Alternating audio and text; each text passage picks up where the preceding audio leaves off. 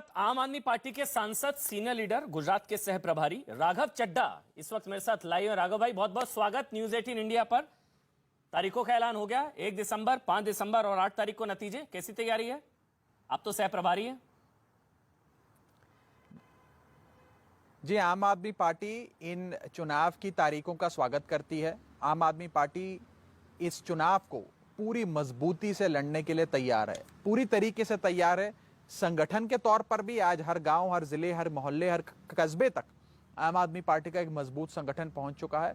और एक चुनावी रणनीति के तौर पर भी आम आदमी पार्टी अरविंद केजरीवाल जी की अगुवाई में पूरी तरीके से तैयार है। बहुत चौंका देने वाले नतीजे आएंगे, ऐसा हमारे अपने सर्वे, ऐसा हमारा अपना आंकलन दिखा रहा है। और अगर आप भाजपा के नेताओं से पूछोगे कैमरा ऑफ करके, तो वो भी दबी आवाज में आपको यही बोलेंगे कि हाँ, आम आदमी पार्टी इस दौड़ में हमसे आगे निकलती, आगे जाती नजर आ रही है। आईबी की रिपोर्ट तो बता चुके हैं अरविंद केजरीवाल जी, आप भी अपना सर्वे बता दीजिए। लेटेस्ट सर्वे क्या कह रहा है? कुछ आगे बढ़ा या बढ़त कितनी बनी, नहीं बढ़ी? आम आदमी पार्टी भाजपा से आगे निकलती नजर आ रही है। आम आदमी पार्टी और भाजपा के बीच में गुजरात 2022 का मुकाबला होगा। जो लोग इसे 3 कॉर्नर्ड फाइट कह रहे हैं, त्रिकोणीय मुकाबला कह रहे हैं, मैं कहना चाहूंगा जो भी शख्स गुजरात में जमीनी स्तर पे या तो सियासत को कर रहा है या सियासत को करीब से देख रहा है, वो आपको यही बताएगा कि कांग्रेस दूर दूर तक दौड़ में नहीं है। लोगों ने कांग्रेस से उम्मीद छोड़ दी है। और आज गुजरात के हर इलाके में, उत्तर गुजरात हो, दक्षिण गुजरात हो, सौराष्ट्र का इलाका हो, हर जगह आज लोगों की जुबान पर सिर्फ एक ही शब्द है और वो है परिवर्तन।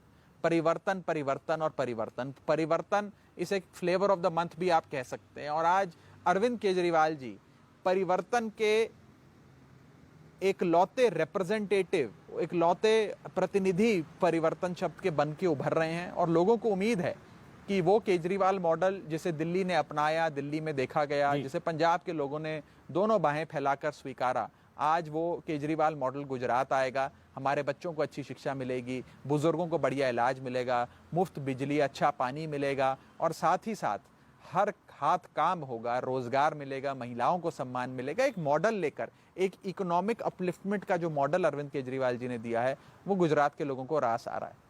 ये जो बार बार आपने जिस शब्द का इस्तेमाल किया राघव भाई, मुफ्त मुफ्त मुफ्त, इस पर प्रधानमंत्री की बड़ी सख्त टिप्पणी आती है बार बार। रेवड़ी कल्चर, ये मुफ्त के चक्कर में निकम्मा बनाने वाली चीजें हैं। भाई लोगों को सशक्त बनाइए, ये अलग डिबेट है राघव भाई। इस पर क्या टेक है आपका? रेवड़ी कल्चर, मुफ्त मुफ्त, ये रेवड़ी कल्चर जो है, इस पर मैं एक बड़ी साधारण सी बात कहना चाहूंगा। इस देश में 2 प्रकार की रेवड़ियां हैं। एक है अरविंद केजरीवाल जी की रेवड़ी, जिसमें हर परिवार को 300 यूनिट मुफ्त बिजली मिलती है। हर परिवार को 20,000 लीटर, जो एक सामान्य सम्मानजनक जीवन जीने के लिए चाहिए होता है, उतना पानी मुफ्त मिलता है। हर गरीब के बच्चे को, हर शख्स को अच्छी शिक्षा, विश्व स्तरीय शिक्षा बिल्कुल मुफ्त मिलती है। मुफ्त इलाज मिलता है, चाहे 10 लाख रुपए का ऑपरेशन हो, चाहे 1 करोड़ रुपए का ऑपरेशन हो, वो मुफ्त मिलता है। तो ये अरविंद केजरीवाल जी की रेवड़ी है जनता के लिए। दूसरी तरफ भाजपा की रेवड़ी है, जिसमें उद्योगपतियों का 15 लाख करोड़ का कर्जा माफ किया जाता है, जिसके अंदर कॉर्पोरेट टैक्स वेवर देकर 10 लाख करोड़ की छूट बड़े बड़े राजघरानों को, बड़े बड़े उद्योगपतियों को दी जाती है। ये भाजपा की रेवड़ी है। हम ये दोनों रेवड़ियां आज जनता के सामने रख रहे हैं। एक केजरीवाल की रेवड़ी है, एक भाजपा की रेवड़ी है। लोगों को चुनना है कि उन्हें भाजपा की कॉर्पोरेट वेवर वाली रेवड़ी पसंद है या अरविंद केजरीवाल जी की मुफ्त बिजली, मुफ्त पानी की रेवड़ी पसंद है। और मैं आपको बता दूं कि दिल्ली या पंजाब कोई इकलौता ऐसा इलाका नहीं है इस दुनिया में जहां राज्य की सरकार आज एक सम्मानजनक जीवन जीने के लिए जितना पानी, बिजली, शिक्षा और स्वास्थ्य चाहिए होता है, वो मुहैया कराती है मुफ्त में। दुनिया में कई बड़े बड़े विकसित देशों में ऐसा होता है कि पब्लिक ट्रांसपोर्ट से लेकर एजुकेशन तक, एजुकेशन से लेकर स्वास्थ्य सेवाओं तक सारी चीजें सरकार मुहैया कराती है। आखिरकार भारत का संविधान, अमन भाई, ये कहता है that India is a welfare state. Bharat एक कल्याणकारी राज्य है, कल्याणकारी सूबा है। मुझे लगता है कि ये दोनों रेवड़ियां आज जनता के सामने, जनता को चुनने देते हैं उनको कौन सी रेवड़ी पसंद है। नहीं राघव, ये क्योंकि मैंने ये सवाल इसलिए पूछा, ये गुजरात है, मतलब कोई और राज्य होता तो शायद आपके लिए आसान होता। गुजरात, प्रधानमंत्री नरेंद्र मोदी, ब्रांड मोदी, गुजराती अस्मिता और 27 साल, 27 ईयर्स, आपके पास कुछ तो इश्यूज होंगे जो आप बताएंगे कि इस वजह से बीजेपी को वोट मत दीजिए। कुछ पॉइंट वाइज अगर आप बता दें क्योंकि मोदी, ब्रांड मोदी, गुजरात 27 साल, वो तो कह रहे हैं प्रो इनकम्बेंसी है। तो आप बताएं इस वजह, क्योंकि विकास मुद्दा है। देखिए तो वो कह रहे हैं हाँ, अगर आप बता दें राघव। देखिए, पहली चीज तो यह है कि प्रधानमंत्री मोदी जी तो अब गुजरात के मुख्यमंत्री बनने नहीं जा रहे हैं। ऐसा तो है नहीं कि वो प्रधानमंत्री पद से इस्तीफा देकर अब गुजरात के नतीजों के बाद गुजरात के मुख्यमंत्री बन जाएंगे।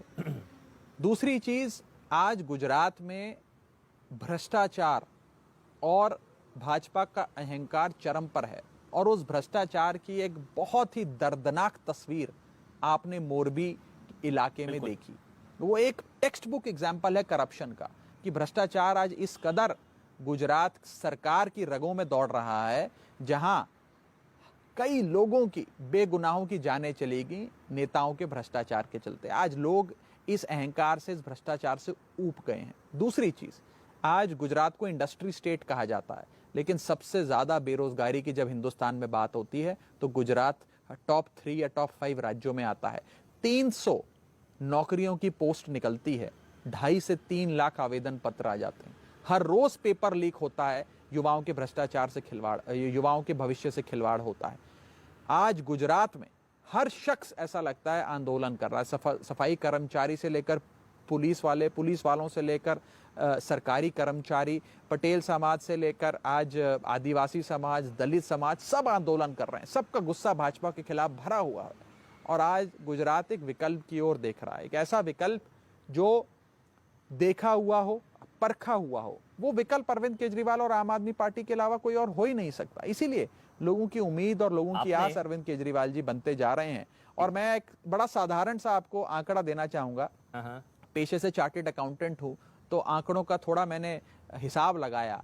अगर अरविंद केजरीवाल जी को वोट देती है गुजरात की जनता, और आम आदमी पार्टी की 8 दिसंबर 2022 को गुजरात में सरकार बनती है, जो कि बनने जा रही है, तो हमारी केजरीवाल की बिजली गारंटी से लेकर, शिक्षा गारंटी से लेकर, स्वास्थ्य गारंटी तक, आप सारे आंकड़े जोड़ लीजिए, एक साधारण गुजराती परिवार को हर महीने 27,000 रुपए की बचत होगी। 27,000 रुपए की बचत, मुफ्त शिक्षा से लेकर मुफ्त पानी बिजली तक।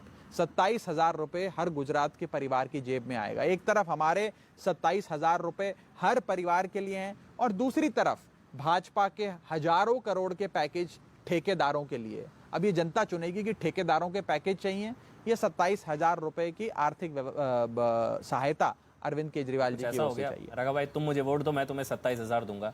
बहरहाल मैं सवाल लेता हूं। अगला, आपने एक शब्द का इस्तेमाल किया, आपने बोला भ्रष्टाचार जो आरोप है।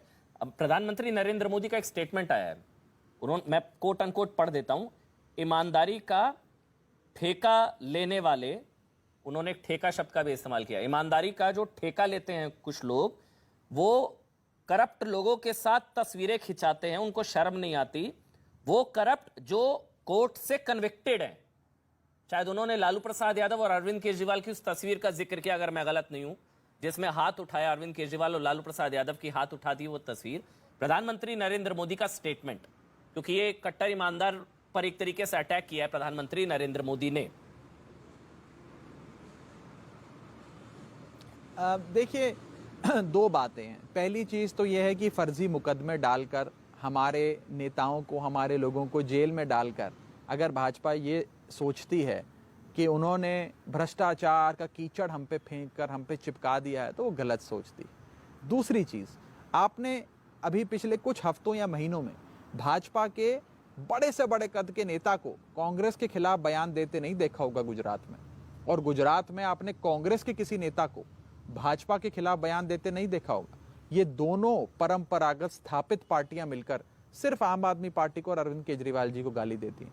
अगर अरविंद केजरीवाल जी इतनी बड़ी चुनौती ना होते, इनकी नींदें नहीं उड़ा दी होती, तो आज ये हमारे बारे में बात भी नहीं कर रहे होते। नहीं, लेकिन कहीं ना कहीं जो जन समर्थन आम आदमी पार्टी को मिल रहा है, उसके चलते ही ये बयानबाजी हो रही है। नहीं राघव भाई, वो ठीक है, वो आरोप प्रत्यारोप आपको क्या लगता है किस तस्वीर का जिक्र कर रहे हैं? प्रधानमंत्री नरेंद्र मोदी अगर देश के कह रहे हैं कि ईमानदारी का जिन लोगों ने ठेका लिया है, वो उन करप्ट लोगों के साथ जिनको कोर्ट ने कन्विक्ट किया है, जेल से सजा पाई है, उनके साथ तस्वीर खिंचाते हैं हाथ ऊपर करके, और उनको शर्म नहीं आती, ये बोला है प्रधानमंत्री ने। मुझे नहीं पता प्रधानमंत्री जी कौन सी पार्टी, जी मुझे नहीं पता प्रधानमंत्री जी कौन सी पार्टी की और कौन से नेता की बात कर रहे हैं, लेकिन मैं ये जरूर कह सकता हूं कि इन बयानों से गुजरात के एक साधारण गुजराती का जीवन बेहतर नहीं होगा, इससे उनकी जिंदगी में कोई आसानी या कोई बेहतर चीज आप नहीं उन्हें प्रदान कर रहे हैं। अगर अरविंद केजरीवाल जी को और आम आदमी पार्टी को गाली देने से देश की समस्याएं का समाधान होता है तो जी भर के भाजपा के लोग हमें गालियां दें, हमें कोई एतराज नहीं है। वो हमें गालियां देंगे, लेकिन हम जनता को एक मॉडल देंगे जिसमें बिजली मिलेगी, अच्छा शिक्षा मिलेगी, अच्छा स्वास्थ्य मिलेगा, लोगों को रोजगार मिलेगा, महिलाओं को सम्मान मिलेगा। हम अपना मॉडल लेकर लोगों के बीच जा रहे हैं। अब अगर गालियां ही देनी है तो वो तो भाजपा के लोग हमें देते ही आए हैं, अब हमें आदत पड़ गई है उनकी गाली। अच्छा, एक और गाली पड़ती है राघव भाई, बी टीम वाली, वो बता दीजिए किसकी बी टीम है? बीजेपी कहती है, कांग्रेस की, कांग्रेस कहती है बीजेपी की। यही तो हमारा सबसे बड़ा सर्टिफिकेट है। अच्छा, जैसे आपके प्रोफेशन के अंदर अगर किसी पत्रकार को कांग्रेस वाले भी कहें कि तुम भाजपा के हो गए और भाजपा वाले कहें कि तुम कांग्रेस के हो गए, तो आप समझो कि आप सच्ची पत्रकारिता कर रहे हो। वैसे ही जब भाजपा हमें कहती है कि हम कांग्रेस की बी टीम बन गए, कांग्रेस हमें कहती है भाजपा की बी टीम बन गए, तो हम सिर्फ इतना उन्हें कहते हैं कि हम लोग ना आपकी बी टीम है ना उनकी बी टीम है, हम जनता की ए टीम है। ये तो जनता की पार्टी है, नहीं तो हम जैसी छोटी सी पार्टी जिसके पास ना संसाधन, ना राजनीति की समझ, ना कोई नेता इतने बड़े कद का, जिस बड़े बड़े कद के नेता भाजपा के पास हैं, हम लोग कहाँ गुजरात में कुछ कर पाते। लेकिन गुजरात के अंदर आज आम आदमी पार्टी की आंधी इसलिए आई हुई है क्योंकि एक साधारण सामान्य गुजराती आज आम आदमी का झंडा उठाकर चल रहा है और कह रहा है परिवर्तन लाना है। तो मुझे लगता है कि जनता इस पार्टी को आगे बढ़ाएगी और जनता ही इस बार परिवर्तन लाएगी गुजरात में। जैसे एक आखिरी सवाल राघव भाई, मैं ये सवाल इसलिए दोबारा पूछ रहा हूं क्योंकि ये आपकी एंट्री से आपको क्या लगता है नुकसान किसको ज्यादा होगा? मतलब ये जो चुनावी गणित है, पोल पंडित वो कहते हैं ऑब्वियसली ऑपोजिशन का वोट बटेगा, कांग्रेस को नुकसान होगा और बीजेपी की मदद होगी। ऑपोजिशन का वोट बटेगा, वो मतलब ये और इसीलिए कहा जाता है कि बीजेपी की बी टीम। आपको क्या लगता है आपके एंट्री से नुकसान किसको ज्यादा, बीजेपी या कांग्रेस को? ये मेरा सवाल है राघव, आखिरी सवाल। मैं इसका जवाब देने से पहले आपको दिल्ली ले जाना चाहता हूं। दिल्ली के चुनावों में कहा जाता था आम आदमी पार्टी कांग्रेस का वोट खा रही है और भाजपा के वोट में कोई सेंध नहीं लगा पाएगी। लेकिन आपने देखा कि 2015 हो या 2020 हो, 56% वोट आम आदमी पार्टी को पड़ा, झाड़ू के निशान पर पड़ा। यानी कि उसमें भाजपा के मतदाता जो थे परंपरागत, उन्होंने हमें वोट दिया, कांग्रेस के मतदाता ने हमें वोट दिया, फेंस सिटर ने दिया, महिलाओं ने दिया, पुरुष ने दिया, हर धर्म, हर जात, हर बिरादरी के लोगों ने दिया। ऐसा ही गुजरात में है। ये नहीं कहा जा सकता कि हम किसी एक पार्टी, एक वर्ग विशेष या एक समुदाय का वोट ले रहे हैं। आम आदमी पार्टी को सब वोट दे रहे हैं। जिसको मुफ्त बिजली चाहिए वो आम आदमी पार्टी को वोट दे रहा है, जिसको ईमानदार सरकार चाहिए वो आम आदमी पार्टी को वोट दे रहा है, अच्छी शिक्षा, अच्छे स्वास्थ्य के लिए लोग आम आदमी पार्टी को वोट दे रहे हैं। और आप जब नतीजे आएंगे तो आप एग्जिट पोल भी करते हैं, एग्जिट पोल में आप जरूर इस बात को पूछिएगा कि इस बार जो शख्स कह रहे हैं कि उन्होंने आम आदमी पार्टी को वोट दिया, पिछले बार यानी कि 2017 के चुनाव में जब आम आदमी पार्टी मैदान में नहीं थी, उस चुनाव में आपने कौन सी पार्टी को वोट दिया था? ठीक, आप यकीन मानिए आपको जवाब मिलेगा। हर 10 मतदाता में 5 लोग आम आदमी पार्टी को वोट देने वाले वो होंगे जो पहले कांग्रेस को वोट देते थे और 5 लोग वो होंगे जो पहले भाजपा को वोट देते थे। बहुत बहुत धन्यवाद आपका राघव चड्ढा, आम आदमी पार्टी के सांसद, गुजरात के सह प्रभारी, आपने समय निकाला। बहुत बहुत धन्यवाद।